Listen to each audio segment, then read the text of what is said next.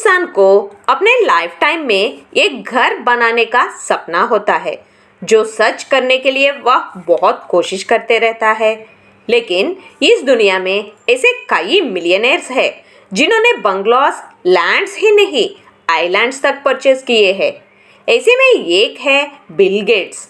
World's richest people list में कई बार शामिल हुए बिल गेट्स ने एक बार रिपब्लिकन ऑफ बेलाइज का दौरा किया और वहां का एनवायरनमेंट पसंद आने से द ग्रैंड हिब्यू नामक एक आइलैंड को परचेज किया था। अमेरिकन पॉप सिंगर फेथ हिल और जिम मैकग्रॉ ने भी अपने हॉलिडेज स्पेंड करने के लिए बहामास में एक आइलैंड परचेज किया और एक सिंगर पमेला एंडरसन ने भी दुबई के पास के आर्टिफिशियल आइलैंड्स में से एक आइलैंड को परचेज की।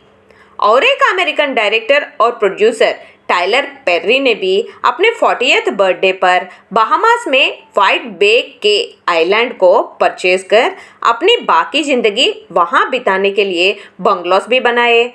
करीब 400 कंपनीज के सीईओ रिचर्ड ब्रांसन ने भी 1979 में ही कैरिबियन आइलैंड्स में 74 एकड़ के एक आइलैंड को $1,08,000 में परचेज किया, जहां प्रिंसेस डायना, ओबामा जैसे लोग आते थे।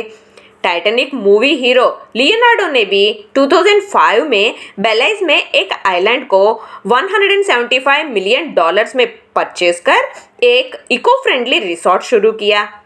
Ghost Rider, National Treasure movies से फेमस हुए निकोलस केज ने भी बहामास में 45 एकड़ का एक आइलैंड परचेज किया, लेकिन वहां एंडेंजर्ड स्पीसीज के इगुआना लिजर्ड्स रहने से वो आइलैंड पर कोई कंस्ट्रक्शन नहीं किया गया।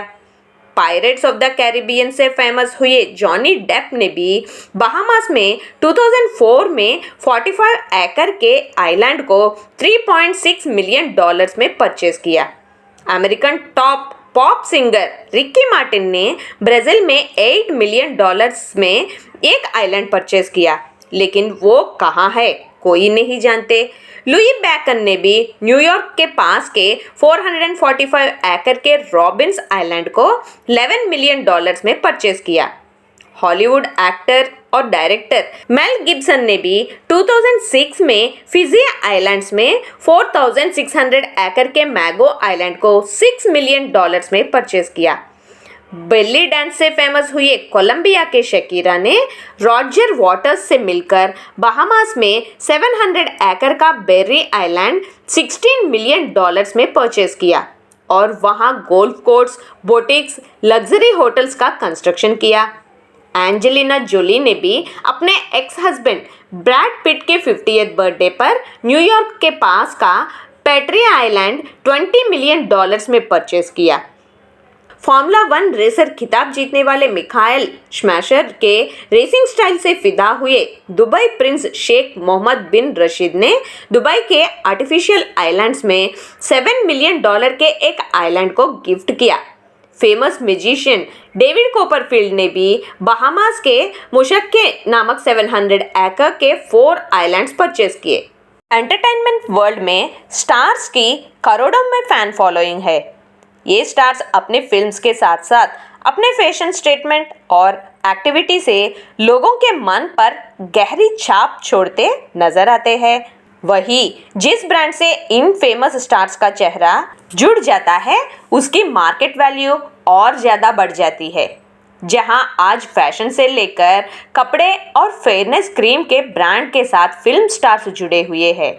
बड़े ब्रांड्स के लिए एंडोर्स करना सेलिब्रिटीज़ के इनकम का एक मेन सोर्स है, लेकिन कुछ ऐसे स्टार्स भी हैं जो पैसे से ज़्यादा अपनी नैतिकता को महत्व देते हैं, जिन्होंने लाइफ में एक बार मिलने वाले ब्रांड ऐड को खारिज कर या प्रूव कर दिया, जो आम जनता के लिए प्रेरणा है।